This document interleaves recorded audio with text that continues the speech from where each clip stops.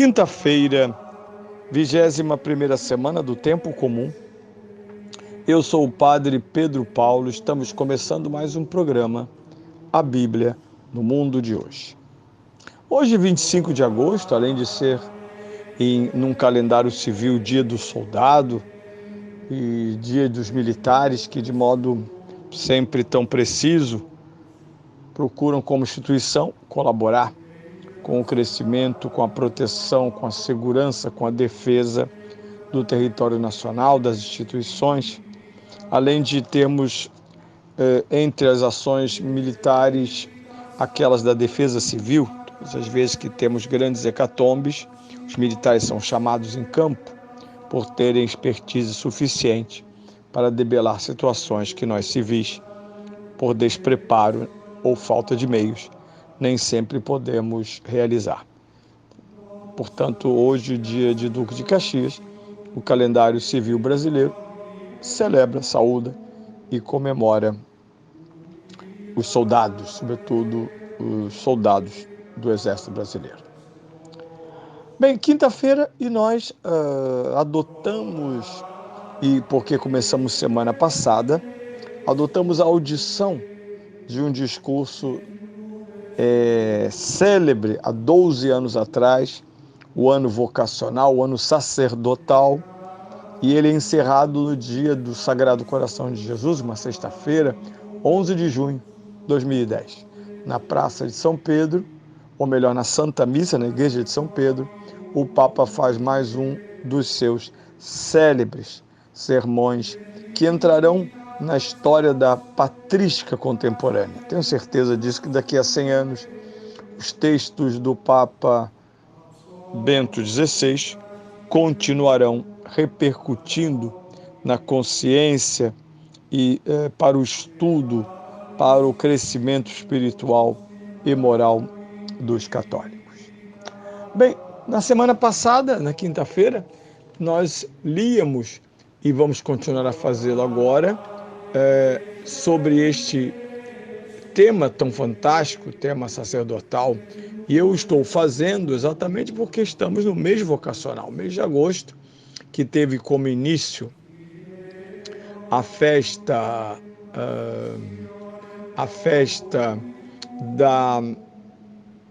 do Curadás, a memória do Curadás.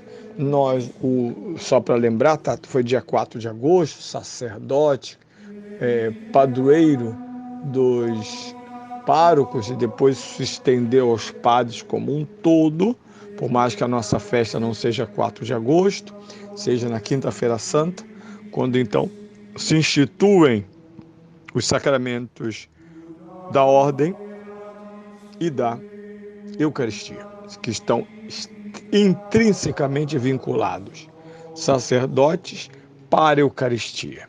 Às vezes se diz que o sacerdote é para pastoral. Pastoral é todo um conjunto de ações que nasce e se dirige à Eucaristia.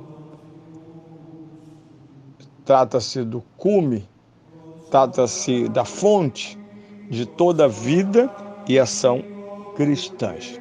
Mesmo um sacerdote idoso, doente, quando ele celebra a Santa Missa, às vezes até no seu leito, ele eleva o mundo, ergue o mundo, já que a Eucaristia é sustento de milhões e milhões de almas neste mundo, como também luz de salvação para as almas que já estão, porque foram chamadas à presença de Deus. Bem, vamos continuar falando desta maravilha que é a afirmação, e eu vou usar uma afirmação que o Papa fez e que é bom sempre lembrá-lo. Ele diz então: por conseguinte, o sacerdócio não é simples ofício, mas sacramento. Deus serve-se de um homem pobre a fim de, através dele, estar presente para os homens e agir em seu favor. Ele não se subtrai a tratar assuntos delicados, como foram a questão, e permanece ainda em parte, a questão do abuso sexual por parte de presbíteros e a conivência de bispos, onde é provado a justiça age, e a igreja não pode, de forma alguma, eximir-se desta questão. Mas ele dizia sobre isso: se o ano sacerdotal devesse ser uma glorificação do nosso humano pessoal, teria ficado arruinado com essas vicissitudes. Mas para nós, trata-se precisamente do contrário: sentir-se agradecidos pelo dom de Deus, dom que se esconde em vasos de argila, em que, sem cessar, através de toda a fraqueza humana, concretiza nesse mundo o seu amor. Interessante é esta visão tão lúcida do Papa Bento XVI. A igreja não é santa porque seus membros são santos. A igreja é santa porque ela é esposa de Cristo. E é por fazer parte da igreja que nos santificamos. Por isso, naquela sexta-feira, em que se celebrava a memória do Sagrado Coração de Jesus, o Papa João Paulo II coloca esse dia, na véspera desse dia, numa quinta-feira antes do Sagrado Coração de Jesus, um momento de santificação mundial do clero.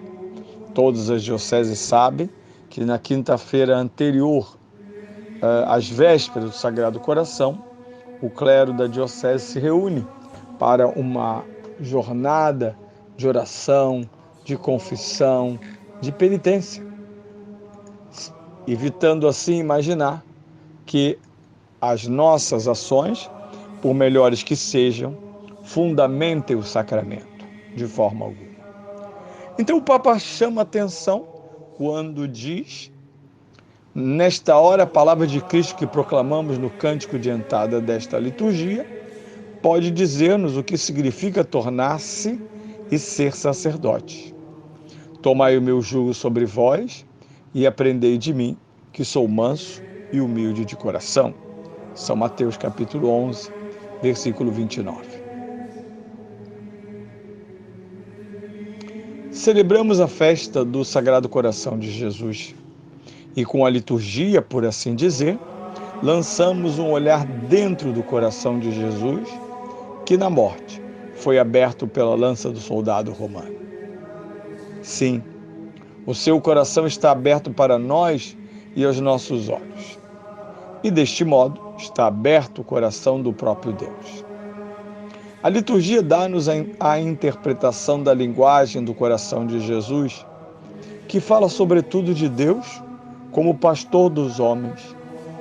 E deste modo manifesta-nos o sacerdócio de Jesus, que está radicado no íntimo do seu coração. Indica-nos assim o perene fundamento e também o critério válido de todo o ministério sacerdotal, que deve ser ancorado, que deve estar sempre ancorado no coração de Jesus e ser vivido a partir dele. Hoje, queria meditar principalmente sobre os textos com que a Igreja em oração responde à palavra de Deus apresentada nas leituras. Nestes cânticos, compenetram-se palavra e resposta. Por um lado, são tirados da palavra de Deus, mas por outro, e simultaneamente, são já a resposta do homem à referida palavra, resposta na qual a própria palavra se comunica e entra em nossa vida. O mais importante desses textos na liturgia de hoje é o Salmo 22. O Senhor é meu pastor. Nele, Israel acolheu em oração a autorrevelação de Deus como pastor e dela fez a orientação para a sua própria vida. O Senhor é meu pastor, nada me falta. Nesse primeiro versículo, exprimem-se a alegria e a gratidão pelo fato de Deus estar presente e se ocupar de nós. A leitura tirada do livro de Ezequiel começa com o mesmo tema: eu próprio tomarei cuidado das minhas ovelhas, eu é que hei de olhar para elas, Ezequiel 34:11. Deus pessoalmente cuida de mim, de nós, da humanidade. Não fui deixado sozinho, perdido no universo e numa sociedade onde se fica cada vez mais desorientado. Ele cuida de mim. Não é um Deus distante para quem para quem contaria muito pouco a minha vida. As religiões da terra, por aquilo que nos é dado ver, sempre souberam, em última análise, só há um Deus, mas esse Deus era distante.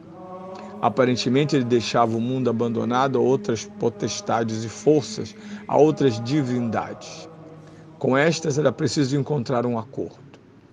O Deus único era bom, mas distante. Não constituía um perigo, mas tampouco oferecia ajuda. Mas, assim, não era necessário ocupar-se dele. Não era ele que dominava.